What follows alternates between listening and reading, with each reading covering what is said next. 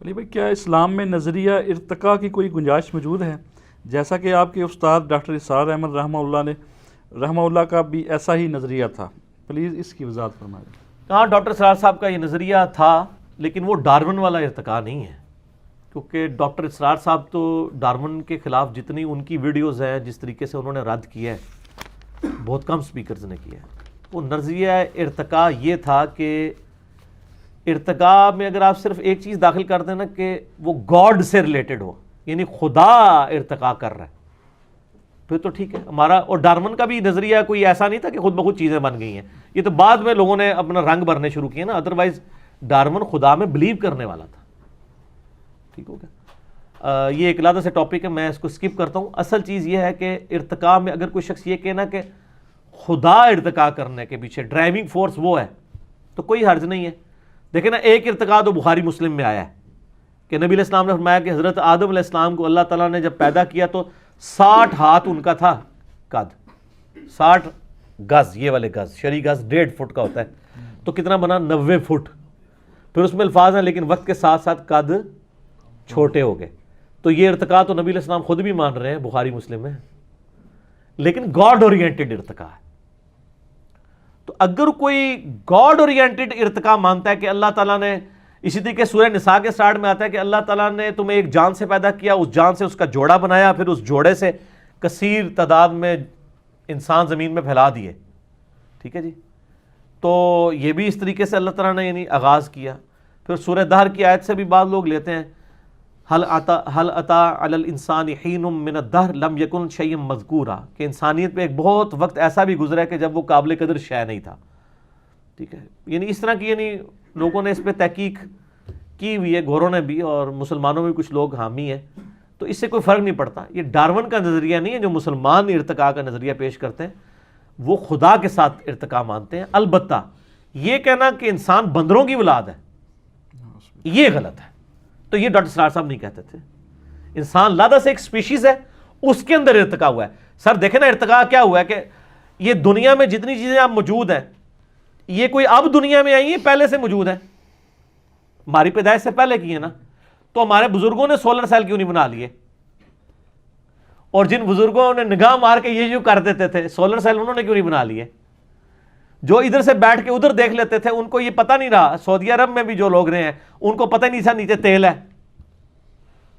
تیل تو جا کے 1960s میں نکلا ہے نا سعودیہ سے، وہ اس وقت تو نہیں تیل آیا تھا، تیل تو پہلے کا موجود ہے۔ دنیا میں پہلا تیل کا کنواں 1748 یا 1751، ابھی 300 سال نہیں گزرے، پنسلوینیا امریکن اسٹیٹ میں نکلا تھا حادثاتی طور پہ۔ اس کے بعد وہ ابھی بھی انہوں نے رکھا ہوا ہے کنواں، آپ یوٹیوب پہ جائیں نا، باقاعدہ لوگ اس کی زیارت کے لیے جاتے ہیں، ظاہر ہے وہ ایک ٹرننگ پوائنٹ تھا نا ہسٹری کا، تو وہاں انہوں نے باقاعدہ یعنی وہ سارا بنایا ہوا ہے، پوری ہسٹری لگائی ہے، پرانے کی تصویریں لگائی ہوئی ہیں، پہلے کیسے تیل نکالا جاتا تھا۔ اور یہ کسی بزرگ نے نہیں دریافت کیا، جو کہتا ہے نہیں یہاں بیٹھ کے عرش پڑھ لیتے ہیں جی، لوح محفوظ پڑھ لیتے ہیں جی، نیچے نگاہ ہماری 7 زمینوں تک پہنچ گئی، تیل بھی کراس ہو گیا، نظر نہیں آیا۔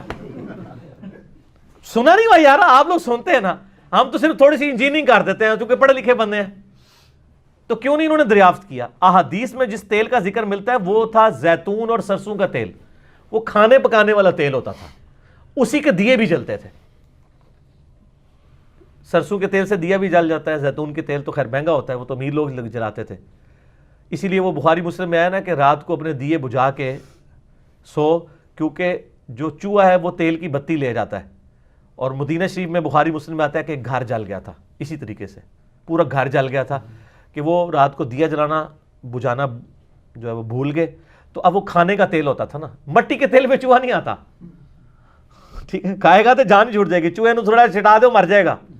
وہ تیل ہوتا تھا سرسوں کا یا زیتون کا، تو وہ کھانے والا بھی ہوتا تھا، تو چوہا خوراک کے لیے آیا تو وہ بتی کو ساتھ ہی لے گیا، تو وہ جہاں بتی وہ جلتی رہی تو وہ آگ لگ گئی۔ تو نبی علیہ السلام نے اسی لیے منع فرما دیا کہ رات کو جو ہے نا، اور آج کے ماڈرن دور میں بھی رات کو ہیٹر وغیرہ جو گیس کے بجھا کے سونا چاہیے، کیونکہ بعض کا آپ کو پتہ ادھر بھی حادثات ہو جاتے ہیں۔ تو اس طرح کا جو یہ تیل نکلا ہے، یہ جو مٹی کا تیل ہے یا پیٹرول یا ڈیزل، یہ تو بہت بعد میں نکلا ہے۔ نبی علیہ السلام کی آپ سمجھ لیں وفات کے تقریباً 1100 سال کے بعد یہ زمین سے دریافت ہوا ہے. تو یہ تو پہلے لوگوں کو نہیں پتا تھا, یہ بعد میں ہے نا. تو یہ تو کسی بزرگ نے نہیں دیکھا, تو اللہ تعالیٰ نے دنیا بقدر ایفرٹ رکھی ہوئی ہے. تو زمین پہ ساری چیزیں موجود تھیں, لیکن انسان کو اللہ تعالیٰ نے آہستہ آہستہ ارتقا کروایا. آج بوئنگ 747 جو بنا ہوا ہے, یہ جیٹ انجن جو اس میں لگائے ہوئے ہیں, اس کا مٹیریل تو لاکھوں سال سے زمین پہ موجود تھا. پہلے انسانوں نے کیوں نہیں جہاز بنا لیا؟ ظاہر ارتقا ہوا ہے نا وقت کے ساتھ. اللہ تعالیٰ نے انسان کے دماغ کا ایک مینٹل لیول رائز کروایا ہے نا, پہلے کے لوگوں سے آہستہ آہستہ بڑھا ہے نا. ان میں چلے اور خوبیاں تھیں, لیکن آج کل انسانوں کا جو انٹلیکچوئل لیول ہے ظاہر ہے وہ بہت بلند ہے ایز کمپیئر ٹو پرانے لوگوں کے. تو وقت کے ساتھ ساتھ جو ہے نا وہ اس طرح کا اگر کوئی ارتقا مانتا ہے انسان کی اپنی اسپیشیز کے اندر, کہ انسان کو اللہ نے انسان ہی پیدا کیا تھا, پھر وقت کے ساتھ ساتھ برین میں ارتقا ہوا, اس طریقے سے قد بت میں ارتقا ہوا, رنگت میں ایشوز آئے, تو اس ارتقا کو گاڈ اورینٹڈ رکھیں تو اس ارتقا کو تو ہم مانتے ہیں. لیکن اگر خدا سے ہٹ کے آپ بات کریں گے اور یہ کہیں گے جی وہ چمپینزی کی اولاد ہیں اور یہ خود بخود ہو رہا ہے, اس میں تو آپ یہ بھی اگر کہہ دینا کہ انسان خود بخود بنا ہے تو ہم تو اس کو بھی عقیدہ کفر کہیں گے, تو وہ اس چیز کے خلاف ہوگا. ٹھیک ہو گیا. علی بھائی, آصف بن برخیہ سے متعلق قرآن و حدیث میں کوئی تفصیلات آئی ہیں؟ تو قرآن و حدیث میں تو آصف بن برخیہ کا نام ہی کوئی نہیں آیا. یہ تو تخت بلقیس والا ایک واقعہ ہے سورہ نمل کے اندر, کہ وہ ایک ایسا شخص جو حضرت سلیمان علیہ السلام کا درباری تھا, اس نے کہا کہ میں پلک جھپکنے میں تخت بلقیس کو لے آؤں گا. اس میں الفاظ ہیں کہ ایک ایسا شخص جس کے پاس کتاب کا علم تھا. یہ تو اسرائیلی روایتوں میں ملتا ہے, اس کا نام آصف بن برخیہ تھا. قرآن نے اس کو ضروری نہیں سمجھا کہ وہ انسان تھا, فرشتہ تھا, جن تھا, اس سے کوئی غرض ہی نہیں ہے. میرا یوٹیوب کے اوپر ایک کلپ ہے تخت بلقیس کا واقعہ, وہ آپ یوٹیوب کے اوپر جا کے دیکھ لیں. اس میں نے ڈیٹیل کے ساتھ اس واقعے کو, جو صوفیاء اپنے یعنی سپورٹ میں استعمال کرتے ہیں اور کہتے ہیں جی ایک نگاہ ماری تھی, یہ کر دی تھی, وہ کر دی تھی, وہ فرشتہ تھا, پیغمبر تھا, واللہ عالم کون تھا, اس کے پاس علم تھا, اس کا علم تو ثابت ہے. آپ نے اپنے بزرگوں کا علم ثابت کروانا تو سر بزرگ لے آئیں, تو وہ آ کے غائب کر دیں چیزوں کو. ایک مہربانی کریں, میری یوٹیوب سے ویڈیو کو غائب کروا دیں نگاہ مار کے, اور یہ بھی بعد میں کریں. پہلے تو گستاخانہ فلمیں ڈیلیٹ کرائیں نا یوٹیوب سے نگاہ مار کے. یہ بزرگ جو آج ہمارے مسلمانوں کے لیے تکلیف کا باعث بنی ہے, یہ کہتے ہیں نہیں ایک نگاہ مار کے تو وہ یہ کر دیتے ہیں, لوگوں کے دل بدل دیتے ہیں. ایک نگاہ ماریں تو چاہیں تو اشاروں سے اپنے کایا ہی پلٹ دیں دنیا کی, اور دنیا چھڑ دو. یوٹیوب دی جڑی ہارڈ ڈسک پئیاں نے نا امریکہ وچ, جن وچ نبی علیہ السلام کی گستاخانہ فلمیں سٹور ہوئی ہیں, وہ ڈیلیٹ کرا کے دسو تسی. اے ہن بزرگی چیک کر لینے, اے گھوڑا تے احمدان. میں کہتا ہوں جی, میں اپنے اوپر کہتا ہوں, اگر میرے پاس ایسی بزرگی ہے تو میری بزرگی پہ لعنت ہے کہ میں زندہ ہوں اور حضور کے بارے میں گستاخانہ فلمیں اپلوڈ ہوں اور میں نگاہ مار کے ان کو ڈیلیٹ نہ کرا سکوں. اللہ نے نہیں کرنی, کیونکہ اللہ نے بقدر ایفرٹ رکھا ہے دنیا کو. وہ تو آج بھی آپ نے سورہ محمد میں آیات پڑھی, اللہ تعالیٰ ماتا ہے مسلمانوں, اللہ تعالیٰ چاہے تو آنے واحد میں بدلہ لے سکتا ہے, لیکن وہ تمہارے ذریعے کروانا چاہتا ہے. تو سر کرو نا, پھر کر کے دسو نا تہاڈے کول نگاہ ہے تے, نگاہ مار کے ڈیلیٹ کروا کے بتائیں نا یوٹیوب سے ویڈیو.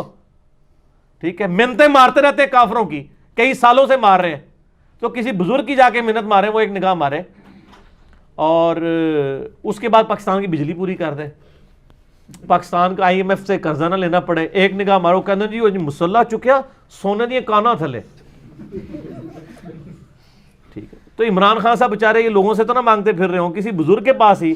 میں عمران خان صاحب سے بھی کہتا ہوں کہ سر یہ جو آپ ماتھے ٹیکتے رہے ہیں مزاروں کے اوپر جا کے, ان مزار والوں کو کہنا کہ ڈالر آپ کو ارینج کر دیں, اگر دنیا کے خزانے ان کے پاس ہیں تو دینا. وہ مزار خود لوگوں کے چندوں کے اوپر چل رہے ہوتے ہیں, ان کے گدی نشین جو ہیں وہ لوگوں کے چندوں کے اوپر اپنی گاڑیوں میں پٹرول پھونک رہے ہوتے ہیں. ٹھیک ہے, اور لیکن مریدین اتنے سادہ ہیں, انہوں نے گاڑی کے پیچھے لکھا ہوتا ہے نگاہ مرشد. حالانکہ مرشد کا کام ہے وہ لکھے کہ نگاہ مریدین, مریدین کے نظرانوں کی برکت سے. وہ تو بیچارے وہ ٹیکسی اسلام آباد میں چل رہی ہوتی ہے, اس کے نیچے لکھا ہوتا ہے جناب بری بری سرکار بری کھوٹی قسمت کر دے ہری, اور جبکہ بری امام کا جو مزار ہے وہ اس ٹیکسی والے کے چندے پہ چل رہا ہوتا ہے. تو سر اپنی عزت آپ خود کروائیں نا, آپ کے اوپر یہ سارے معاملات چل رہے ہیں, تو آپ جو ہے یہ نہ لکھا کریں, بلکہ آپ کے پیروں کو چاہیے کہ وہ اپنی گاڑیوں کے پیچھے لگوائیں کہ مریدین کے نذرانوں کی برکت سے میرے مریدوں کو سلام, بجائے لکھا نگاہ مرشد کو سلام. مرید ہوں, کیونکہ ہاذا من فضل ربی تو آپ کو توفیق نہیں ہونی ہے, ٹھیک ہے نا جی. بہتر تو صاحب لکھ کے لگاتے ہاذا من فضل ربی. اور وہ تخت بلقیس والے واقعے میں بھی یہی ہے, وہ جب تخت آ گیا نا تو حضرت سلمان علیہ السلام نے یہ نہیں کہا کہ جناب بڑے پہنچے بزرگ ہو, ان کا ہاذا من فضل ربی. حضرت مریم سلام اللہ علیہا کے پاس بے موسمی پھل جب دیکھے نا حضرت زکریا نے, کہا یہ کہاں سے ہیں؟ ان کا اللہ کے پاس سے آئے ہیں. حالانکہ ان کے حضور تہاڈی برکت ہے, تہاڈی شاگردنی ہے, تہاڈی نگاہ کرم ہے, شاگردنی تھی نا. اور وہاں پہ حضرت زکریا علیہ السلام نے بھی پھر محراب میں جا کہا اللہ جس کو تو بے موسمی پھل اگر دے سکتا ہے تو مجھے بھی بڑھاپے میں اولاد دے دے. انہوں نے بھی آگے سے اللہ کی طرف رجوع کیا. تو ہاذا من فضل ربی کو لے کے چلیں, بزرگوں کو چھوڑیں. ٹھیک ہو گیا. قرآن پاک کون کون سی سائنٹیفک فیکٹس کے بارے میں بتاتا ہے, اس سلسلے میں وضاحت فرمائیں. دیکھیں میرا پچھلے دنوں ایک لیکچر بھی ریکارڈ ہوا ہے قرآن ماڈرن سائنس کے اوپر, وہ آپ دیکھ لیں. بہرحال اس میں آپ کو سجیسٹ کروں گا, ایک ویڈیو ہے ہارون یحییٰ کی, ٹرکی اسکالر ہیں ٹرکش. ان کی ہر غلط چیزیں بھی بہت ساری ہیں جو اپنے کردار سے ریلیٹڈ ہیں, لیکن انہوں نے ایک ویڈیو بنائی ہے میریکلز آف قرآن, قرآن کے معجزات جو 20ویں صدی میں سائنٹیفک فیکٹس اسٹیبلش ہوئے ہیں. یہ انگلش میں بھی آپ کو مل جائے گی, میریکل آف قرآن لکھ لیں, اور اردو میں مل جائے گی, ٹرکش میں بھی مل جائے گی. آپ یوٹیوب کے اوپر جا کے لکھیں ہارون یحییٰ اور میریکل آف قرآن, تو وہ کلپ کھل جائے گا, اس میں آپ کو ماڈرن اس حوالے سے چیزیں مل جائیں گی. باقی میرا وہ کلپ دیکھ لیں آپ, تاکہ آپ کو اوورآل ڈاکٹرائن کلیئر ہو جائے. قرآن بمقابلہ ماڈرن سائنس, انجینئر محمد علی مرزا, یہ لکھیں قرآن ورسز ماڈرن سائنس انجینئر محمد علی مرزا, تو میرا کلپ کھل جائے گا. علی بھائی, قرآن حکیم میں آیا ہے کسی شے کے پیچھے نہ لگو جس سے متعلق تمہیں علم نہیں ہے. ہاں جی. کیا اس سے مراد یہ ہے کہ ہر آدمی علم حاصل کرے, یا پھر کسی بھی عالم کو دیکھ کر نماز کا طریقہ سیکھ لے؟ نہیں, پہلا مطلب ہی صحیح ہے, دوسرا مطلب تو نہیں. اگر غلط ہوا تو وہ عالم بھی جواب دہ ہوگا. نہیں, عالم نہیں جواب دے ہوگا, آپ خود جواب دے ہوں گے.